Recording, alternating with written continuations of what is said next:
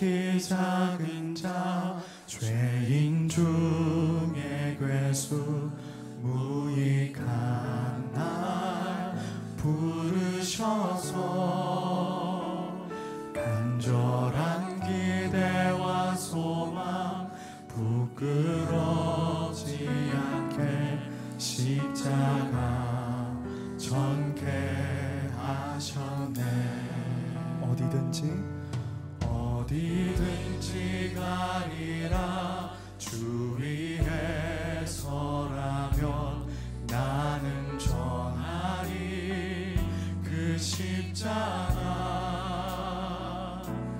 내 몸에 밴 십자가 그 보혈의 향기 온 세상 채울 때까지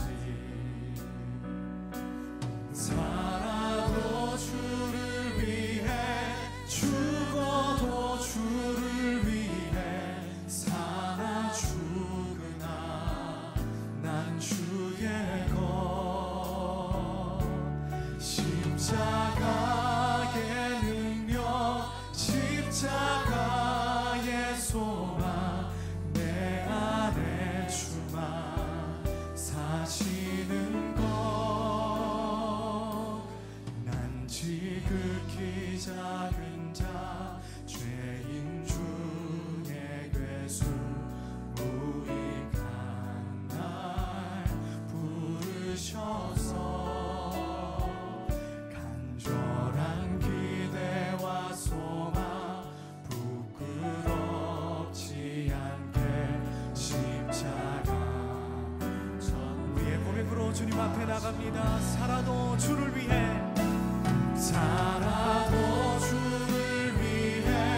죽어도 주를 위해 사나 죽으나 난 주의 것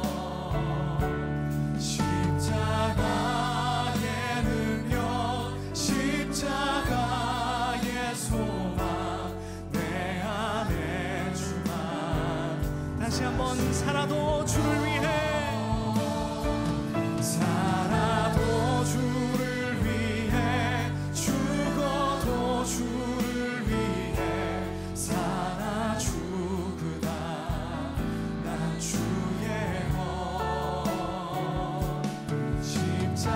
십자가의 능력 십자가의 소망 내 안에 주만 사시는 난 지극히 작은 자 죄인 중에 괴수 무익한 나 주님, 우리 한 사람 한 사람이 주님 앞에 무익한 종일인데 주님, 우리가 그 소망에 부끄럽지 않은 삶 사는 모든 한 사람 한 사람의 직분자 성도 되게 인도하여 주옵소서. 전케 하셨네. 내 사랑 내 사랑 나의 십자가. 복음 전파의 소명. 하나님의 복음을 위해 택정함을 입었으니. 로마서 1장 1절. 주님은 우리를 거룩한 사람이 아니라 하나님의 복음을 선포하는 자로 부르셨습니다. 가장 중요한 것은 하나님의 복음의 실체를 체험하는 것입니다. 실체는 인간의 선행이나 거룩이 아니고 천국이나 지옥도 아니며 바로 구속입니다. 현재 복음 사역자들에게 가장 필요한 것은 구속에 대해 제대로 아는 것입니다. 주의 사역자로서 우리는 구속만이 유일한 실체임을 반드시 기억해야 합니다. 우리의 거룩은 우리 안에 원인이 있는 것이 아니라 구속의 결과입니다. 우리의 믿음을 구속의 결과로 나타나는 인간의 선함에 둔다면 시험이 올 때 그 믿음은 무너집니다. 바울은 자신이 스스로 구별되었다고 말하지 않습니다.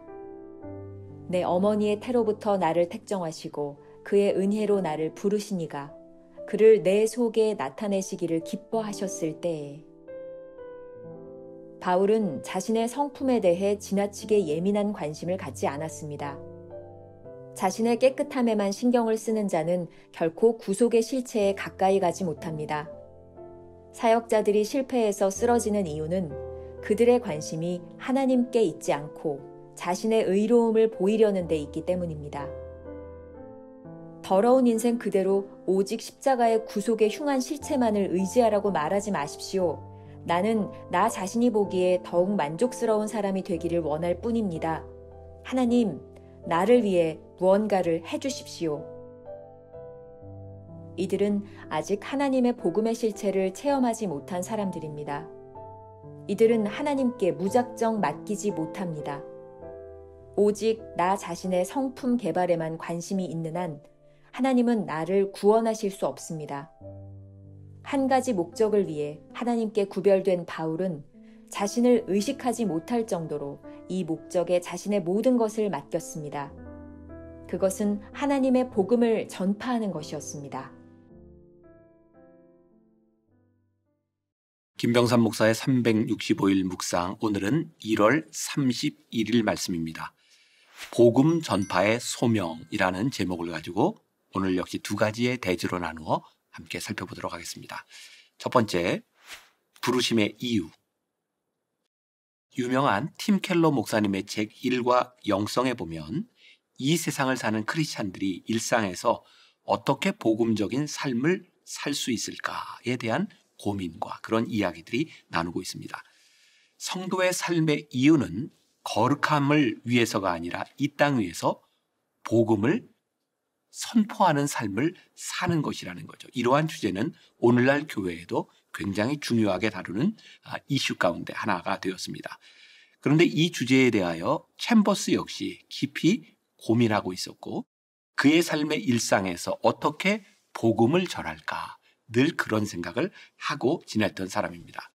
그러한 고민은 그로 하여금 안정된 런던의 성경학교 설립 그리고 그 사역을 뒤로하고 1차 세계대전의 중심이었던 그 사역지로 자신의 삶을 자신의 사역지를 옮겨가게 됩니다.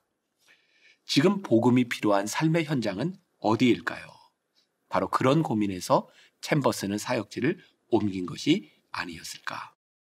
복음에 대한 열정을 가지고 43살의 나이에 삶을 마감한 그곳은 그가 살고 있었던 동시대에 가장 치열한 삶의 현장 한가운데였습니다. 부르심을 따라 그가 세웠던 런던의 성경학교에 머무는 것이 어쩌면 시대적인 소명, 삶의 소명을 외면하는 것이라고 생각했기에 그 자리를 떠나서 1차 세계대전이 일어나는 치열한 전투, 중동으로 파견되는 병사들을 위해 복음을 가르치기 위해 이집트의 자이툰 부대로 가지 않았을까요? 우리가 기억해야 하는 것은 부르심이란 늘 우리 삶의 한 복판에서 일어나는 하나님의 명령이라는 것입니다. 오늘 본문 로마서 1장 1절 말씀을 통해 우리는 부르심이 무엇인지를 생각하게 됩니다. 부르심의 실체는 복음을 선포하는 일입니다. 중요한 것은 이 부르심의 자격이 어디에서 오는지를 알아야 흔들리지 않고 사명을 감당할 수 있다는 것이죠. 챔버스의 글을 인용합니다. 우리의 거룩은 우리 안에 원인이 있는 것이 아니라 구속의 결과입니다. 우리의 믿음을 구속의 결과로 나타나는 인간의 선함에 둔다면 시험이 올 때 그 믿음은 무너집니다.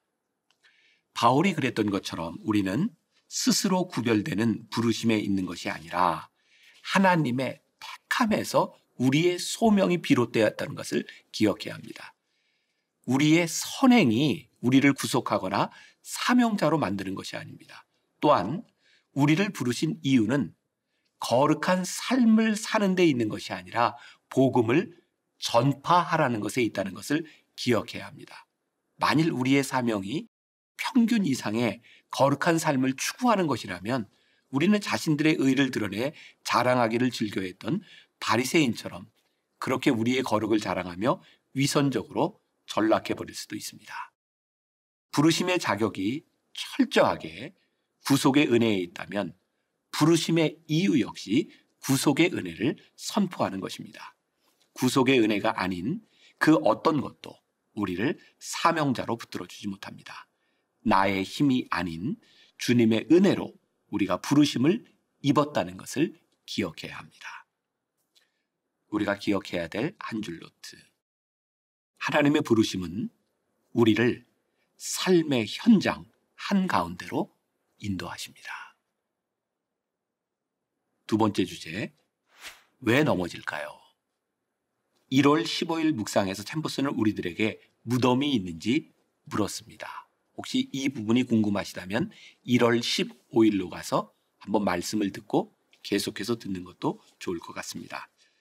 진정한 거룩함은 십자가에서 완전히 죽는 우리의 무덤에서 시작되는 것입니다. 부르심을 입은 자들이 착각하고 넘어지는 이유는 무엇일까요? 어떻게 들릴지 모르지만 하나님을 더 알려는 노력보다 자신들의 거룩함을 위해 열정을 쏟기 때문일 것입니다. 자, 여기에서도 여러분들이 조금 기억할 것이 있습니다. 챔버스는 우리들의 거룩함을 무시하는 것이 아닙니다. 우리들의 거룩함을 강조하기 때문에 하나님을 알려는 노력이나 우리들이 구속의 은혜를 조금 등한시하는 것에 대하여 강조해서 이야기하고 있는 것이죠. 계속해서 챔버스는 우리는 거룩함을 위해 불리움을 받은 존재가 아니라는 사실을 주지시키고 있습니다. 오스왈드 챔버스의 사역에서 아주 중요한 역할을 한 것이 기도동맹이었습니다. 이 단체를 통해 챔버스는 많은 동역자를 얻었고 많은 후원을 받기도 합니다. 하지만 기도하는 사람들 안에 내재되어 있던 위험성을 보았습니다. 우리가 기도하고 우리가 거룩하게 살려고 하는 노력으로 우리가 뭔가를 얻을 수 있다고 생각하는 교만함의 위험성을 보았던 것이죠. 그래서 챔버스는 계속해서 말하고 있습니다. 거듭남은 철저하게 하나님의 은혜로 오는 것이요, 우리가 넘어지지 않고 사역을 할 수 있는 것은 끝까지 하나님의 은혜를 붙드는 것이라고 말입니다. 챔버스의 글을 조금 인용하겠습니다. 사역자들이 실패해서 쓰러지는 이유는 그들의 관심이 하나님께 있지 않고 자신의 의로움을 보이려는 데 있기 때문입니다. 더러운 인생, 그대로 오직 십자가의 구속에 흉한 실체만을 의지하라고 말하지 마십시오. 나는 나 자신이 보기에 더욱 만족스러운 사람이 되기를 원할 뿐입니다. 하나님, 나를 위해 뭔가를 해 주십시오. 이들은 아직 하나님의 복음의 실체를 체험하지 못한 사람들입니다. 이들은 하나님께 무작정 맡기지 못합니다. 오직 나 자신의 성품 개발에만 관심이 있는 한 하나님은 나를 구원하실 수 없습니다. 사도 바울은 자신의 거룩함을 위하여 살지 않았던 것 같습니다. 오히려 주님과의 관계가 친밀해지면 친밀해질수록 자신 속에 있는 내면, 자신 안에 있는 더러움을 보았죠. 그러다 보니 사도 바울은 자신을 향해 죄인 중에 괴수라고 고백을 하지만 이러한 고백이 그로 하여금 사명자로 살아가는데 아무런 문제가 없었습니다. 아니, 죄인 중에 괴수라고 고백하고 나니 더욱 하나님의 은혜가 필요하다는 것을 깨닫게 되었을 뿐이죠. 하나님을 의식하며 살아가는 사람들은 자신의 모습에 그렇게 신경 쓰지 않습니다. 생각해 보세요. 아담과 하와는 죄를 짓기 전에 하나님과의 아무런 관계가 없었을 때 그들은 부끄러움을 개의치 않았습니다. 그런데 하나님과의 관계가 깨어지고 나니 벗은 몸을 갈아야 되겠다고 생각하게 된 거죠. 자신을 자꾸 의식하고 있는 것은 영적 상태가 자기 중심적이라고 하는 것을 반증하고 있습니다. 우리가 하나님과의 관계가 올바로 되어 있다면 나를 의식하기보다는 하나님을 의식하는 사람이 되겠죠. 우리가 기억해야 될 한 줄 노트. 소명자는 자신의 거룩함을 위해서 사는 것이 아니라 나를 통해 그리스도가 증거되는 것을 목적으로 사는 것입니다. 오늘 우리가 품고 살아가야 될 묵상 질문입니다. 오늘 당신의 삶의 목적은 자신의 선함을 이루는 것입니까? 아니면 구속의 은혜로 주님의 사명을 감당하는 것입니까? 오늘도 간단한 기도로 묵상을 마무리하려고 하는데 몇몇 분들이 그런 질문을 하세요. 왜 목사님 어떤 기도에는 예수님의 이름으로 기도합니다 라고 아멘을 하고 어떤 때는 예수님의 이름으로 기도하지 않나요? 제가 매번 묵상 때마다 좋은 우리 신앙의 선배들의 기도문을 인용하고 있습니다. 그때는 제가 기도문을 인용하지만 그 문장만으로 그냥 우리들이 기억했으면 좋겠다 해서 아멘으로 마무리를 하고요. 제가 이 묵상을 가지고 기도할 때는 예수님의 이름으로 기도합니다 라고 하는 기도의 마무리를 하고 있습니다. 오늘은 제가 이 말씀을 가지고 묵상하며 여러분들과 함께 기도하려고 합니다. 함께 기도하겠습니다. 하나님, 우리를 삶의 현장으로 이끄시는 하나님, 우리들의 삶의 한가운데서 치열하게 복음을 전하도록 살기를 원하시는 하나님, 그 부르심에 우리들이 응답하기를 원합니다. 혹시라도 나의 거룩함을 위하여 분주하며 하나님의 소명을 잃어버리는 사람들은 아닌지, 하나님이 우리를 부르시는 그 부르심 앞에 온전히 설 수 있는 귀한 하나님의 사람들이 되게 하여 주옵소서. 예수님의 이름으로 기도합니다. 아멘.